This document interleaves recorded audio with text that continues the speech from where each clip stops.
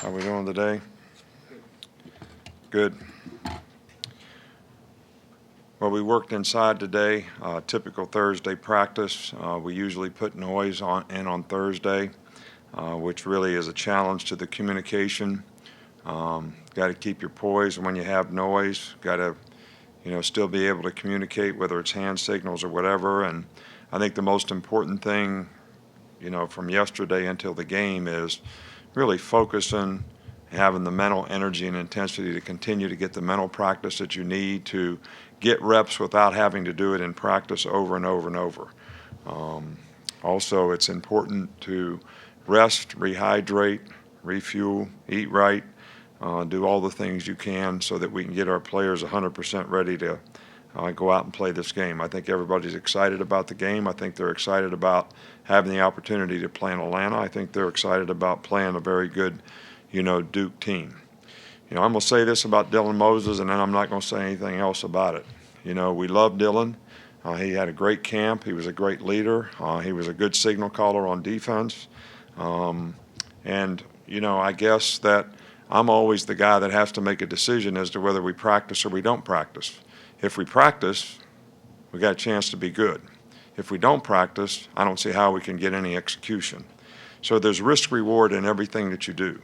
And I think it's a character check for Dylan in terms of the support that we want to give him and the adversity that he has to overcome. But it's also a character check for everybody on our team to be able to keep the faith, to respond to adversity the way they need to accept the challenge, and to rise above the challenge, support each other, support the young players that are going to have to play, and just kind of go from there. I mean, that's the only choice we have. So we're excited about this team. I really like this team. I like the character of this team. These guys have worked hard, tried to do things the right way. So we're looking forward to playing somebody and kind of seeing where we are. So tomorrow we'll get a chance to, have one extra day to get some of the stuff that we didn't get right today, right tomorrow. I wanted to ask you about those injuries. When you have somebody have a significant injury, what do you do to try to keep them involved and uplifted so that they don't get down on themselves and frustrated during the rehab? Well, first of all, we try to communicate with them. I met with Dylan today, obviously, and all the players that get hurt. But we have great support staff here. We have a great medical staff. They do a tremendous job keeping them involved in terms of what they do relative to rehab. We still like for guys to be involved in meetings if they can be to help support the other players. So we're doing everything we can to stay in communication with them, to encourage them, to support them, teammates, coaches, everybody in the organization. Two quick ones, if I could. Just who would be the play caller now without Dylan out there?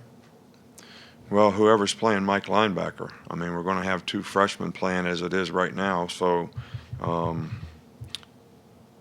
that's whoever's playing Mike linebacker.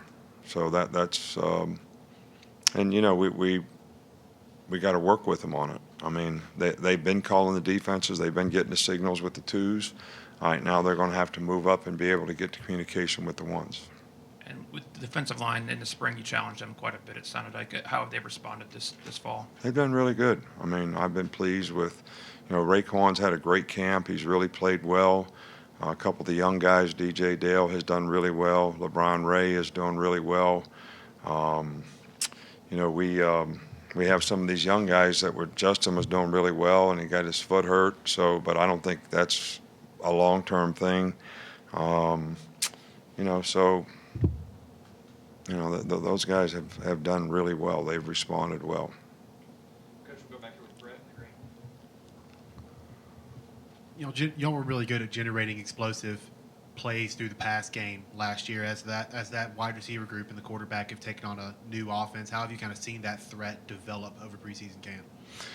Well, we've added some things to the offense, but we've also kept a lot of the things that were good for us last year.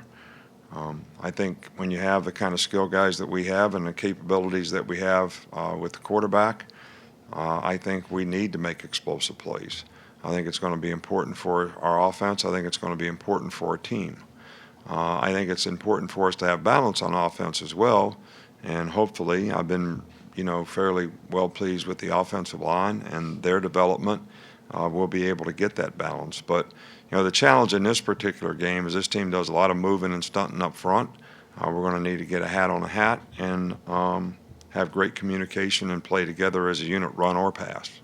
Stay over there with Reiner. A couple more. Come back over here with Tony. Raekwon was pretty introspective about the fact that he underperformed last year. Where have you seen improvements from him, not just from a maturity standpoint, but also from a consistency standpoint? Well, I think he's kind of taken a leadership role in that room, and I think that started with him setting a great example in terms of the effort that he played with, the intensity that he played with, controlling his emotions, to play with emotion but not be emotional. And he's got good knowledge and experience of what he's supposed to do and how he's supposed to do it. So he's really, really played well. And if he continues to play like that, I'm sure he'll have a great year. A couple more. We'll get Tony, and then we'll wrap up with Charlie. We've only gotten to see Keelan a little bit during practice.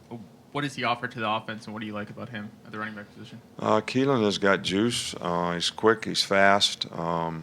Very explosive on the perimeter. So he kind of gives us a different type guy from the other guys that we have, which I think is important, at that position. So, I hope we get him the chance to have some opportunities in this game. We'll wrap up back with Charlie. Tomorrow will be your first radio show without getting a prediction from Walt. I know that this football Without team, what? without getting a prediction from Walt, the score prediction from Walt Gary. I know that this football team meant a lot to him, but how much did Walt mean to this football team? Well, I just think he's part of the whole tradition of the program, the tradition of the university.